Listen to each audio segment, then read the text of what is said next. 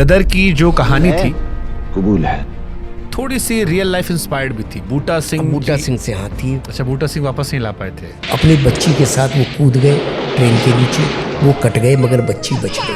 बूटा सिंह की कहानी में और लड़की ने रिफ्यूज कर दिया था। क्या सच है कि तेरे साथ इसका ब्याह हुआ था?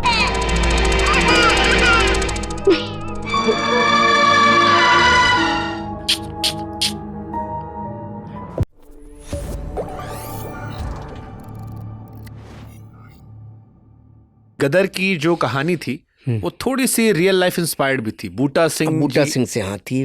वो क्या था कि जब मुझे शक्तिमान जी ने कहानी सुनाई, जब मुझे कश्मीर के टाइम पे, जब मैं पाकिस्तान का कश्मीर का लड़का और पाकिस्तान की लड़की ढूंढ रहा था, तो उन्होंने मुझे एक कथा सुनाई बूटा सिंह की। बोले ऐसे ऐसे एक बूटा सिंह की कहानी है, रियल कहानी है। तो बूटा सिंह की कहानी सुन के ही मेरे रोंगटे खड़े हो गए थे। मतलब 5 मिनट में मैंने कहा ये तो मैंने फ्रीडम मिडनाइट में पढ़ी भी थी। फ्रीडम मिडनाइट में ये कहानी का जिक्र है। मैंने कहा ये मेरी पढ़ी हुई कहानी है। वहाँ से ही हमने बूटा सिंह की कहानी हार की कहानी, हम बूटा सिंह की कहानी इंस्पायर होके हमने रामायण बनाई। अच्छा, बूटा सिंह वापस नहीं ला पाए थे? नहीं, बूटा सिंह ने आत्महत्या कर ली थी, मर गए थे ट्रेन के नीचे। हाय हाय हाय हाय, बहुत टचिंग कहानी है। वो का रियल लाइफ में थोड़ी ला सकते हैं। बूटा सिंह की कहानी में तो लड़की ने भी रिफ्यूज़ कर दिया था, कोर्ट में केस भी गया था और लड़की ने रिफ्यूज़ कर दिया था कि नहीं, मेरा ना ये बच्चा मेरा और ना ये पति मेरा। बहुत टचिंग कहानी थी। घर वालों का प्रेशर, इस्लाम का प्रेशर, देश का प्रेशर, बहुत सारे प्रेशर थे। बहुत टचिंग कहानी थी बूटा सिंह की। मतलब ये सेम का, क्योंकि मैंने पढ़ा था एक मुस्लिम लड़की से बूटा सिंह को प्यार होता है। नहीं, वो 55 जान बचाते हैं वो। बूटा सिंह 55 साल के थे। किसी को पैसा देके उस लड़की को खरीद लेते। लड़की पर टॉर्चर हो रहे थे, इन्होंने उसको पैसा दिया और लड़की ले ली। लड़की के साथ रहने लगे, लड़की के साथ ब्याह हो गया, लड़की के साथ बच्चा हो गया। मगर तभी लॉ ऐसा था कि उस वक्त की शादियों को शादी नहीं मानते थे। तो इनकी कानून के तहत इनकी बीवी को उधर भेज दिया गया और ये फिर अपनी बच्ची को लेके वहाँ गए और इन्होंने शिकायत की ये कि मेरी बीवी है ये। कोर्ट में गए, वहाँ पे जाके लड़की आई, लड़की ने गवाही, इनको पकड़ लिया गया, पुलिस में गए, जेल में हुई, ये बहुत सारी चीज़ें हुई, जिससे उन्होंने काफ़ी कुछ चैप्टर वीर जारा में भी उन्होंने लिया।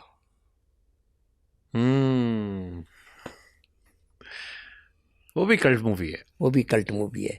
बहुत बढ़िया पिक्चर थी। तो ये हुआ और वहाँ से फिर उस लड़की ने रिफ्यूज़ कर दिया कि भाई मेरा इनसे कोई वास्ता नहीं है, ये तो मजबूरी थी, ज़बरदस्ती थी, ऐसा वैसा कुछ नहीं है। और उन्होंने अपनी बच्ची के साथ वो कूद गए ट्रेन के नीचे, वो कट गए मगर बच्ची बच गई। बच्चा या बच्ची थी, वो बच गई। फिर उस बच्ची को पाकिस्तान में उसने पाला।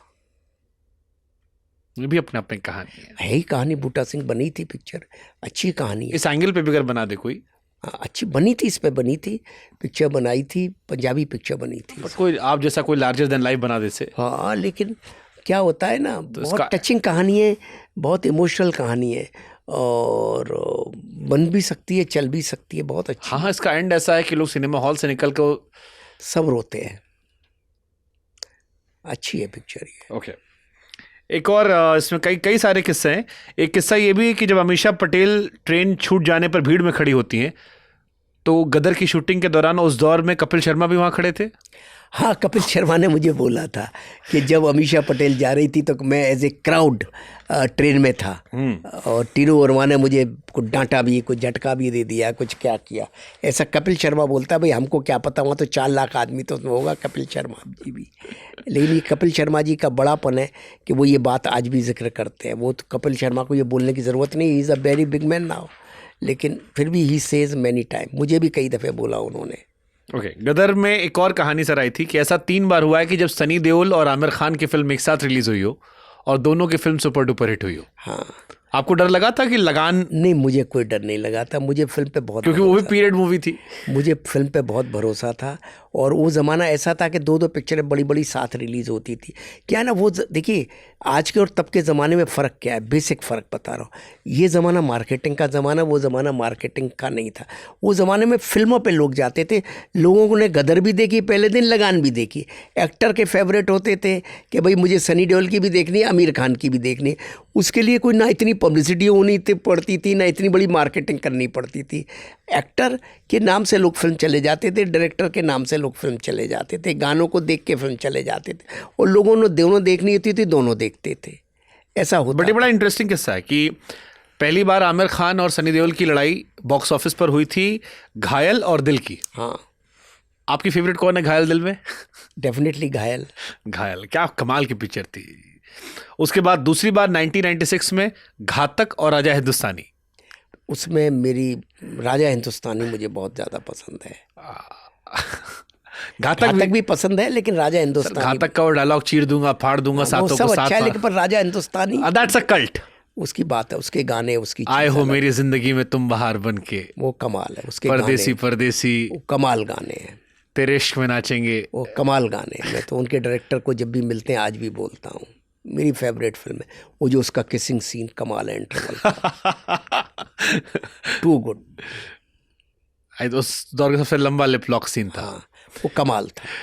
आमिर खान ने भी इसमें जहर एक्टिंग की थी, बहुत बहुत। करिश्मा, इनफैक्ट करिश्मा कमाल थी। सुरेश ओबराय, सारे लोग बहुत अच्छे थे। गाने, हाँ, गाने तो खैर उसके नदीम शिरवन कमाल था, मतलब अनबिलीवेबल। और घातक भी अच्छी थी, घातक अलग रूप में अच्छी थी, मगर राजा हिंदुस्तानी तो राजा हिंदुस्तानी है। और फिर आई गदर और लगान। हाँ, और दोनों ब्लॉकबस्टर, दोनों में ख्याल से अपने अपने करियर की बिगेस्ट मूवीज। हाँ, आमिर लगान से आगे शायद नहीं गए अब तक, और सनी पाजी गदर से आगे नहीं गए। हाँ, लेकिन क्या था कि आमिर खान खुद बोलते हैं कि गदर इतनी बड़ी मॉन्स्टर हिट हो गई थी कि मेरी फिल्म से 3-4-5 गुना बड़ी हिट हो गई थी कॉमर्शियली। गदर का जो फुटफॉल था वो तो गदर का तो अनबिलीवेबल था। गदर इज लाइक मास सिनेमा। वही मैं कह रहा हूँ कि जो साउथ इंडिया ने बाद में पकड़ा। हाँ, पुष्पा जब हम देखते हैं, केजीएफ हम देखते हैं, सालार हम देखते हैं, आरआरआर देखते हैं। देखिए आज आप इन फिल्मों की बाहुबली, ये आपने उस दौर में दिखा दिया। पर मैं क्या बोल रहा हूँ, अमर अकबर एंथोनी क्या थी, जंजीर क्या थी, त्रिशूल क्या थी, नमक हलाल क्या थी, मुकद्दर का सिकंदर क्या थी, ये क्या बोलते हैं, यादों की बारात क्या थी, ये सब तो यही तो थी। इतनी बड़ी बड़ी ब्लॉकबस्टर थी, बहुत हुई है। भारत साउथ वो कर रहा है जो भारत ने 70-80 में किया हुआ है, 90 में किया, नॉर्थ ने जो 70-80 में किया, यहाँ पे हाँ हिंदी ने जो किया हुआ है, हम लोग भूल गए। हम लोग क्या है, हम लोग बॉलीवुड में कहीं दुविधा में फंस गए हैं। बॉलीवुड में लोग दुविधा में फंस गए हैं, और वो उनको भारत नहीं समझ आ रहा। उसका रीज़न क्या हो गया है, क्यों फंस गए हैं? क्योंकि जो अभी नई जनरेशन आ रही है वो बहुत अच्छी है, समझदार है, वर्ल्ड सिनेमा देखा हुआ उसने, लेकिन भारत नहीं देखा हुआ। प्रॉब्लम वहाँ फंस रही है। पहले लोग कोई गांव, मथुरा, आगरा, दिल्ली, जैसे मथुरा से आए, कोई दिल्ली, मेरठ, छोटे छोटे शहरों से आया, दिल्ली से भी लोग आ रहे हैं, गाजियाबाद से आ रहे हैं। उन्होंने वो ज़मीन, वो गलियां देखी थी, वो लोग देखे थे।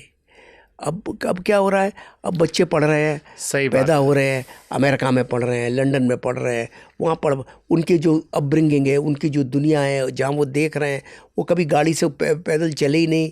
गेम्स कभी कोई खेल, अब तो खेल भी नहीं खेल रहे हैं, अब तो वो भी बंद हो गए हैं। उनको असली भारत पता एक्चुअली नहीं है, पता ही नहीं है, तो उनका दोष नहीं है। सही बात है। वो ट्रक ड्राइवर का सीन कैसे ला सकते हैं जब उन्होंने वो जिंदगी देखी नहीं? उनको उनका दोष नहीं है, उनको पता नहीं है भारत को क्या चाहिए, भारत को क्या पसंद है। वो मोदी जी को मालूम है भारत को क्या चाहिए और भारत को क्या पसंद है, समझे? घाट घाट का पानी पिए ना।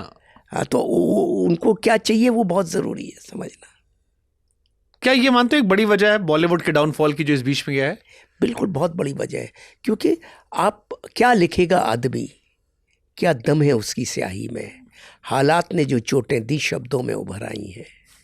इतनी सी बात है कि भाई जो आप पा रहे हो, जो आप देख रहे हो, वही तो आप दोगे, और क्या दोगे? सही बात है। जो मिला है, जो देखा है, जो महसूस किया है, वही आप लौटाओगे। जो खाओगे वही चुगाली करोगे।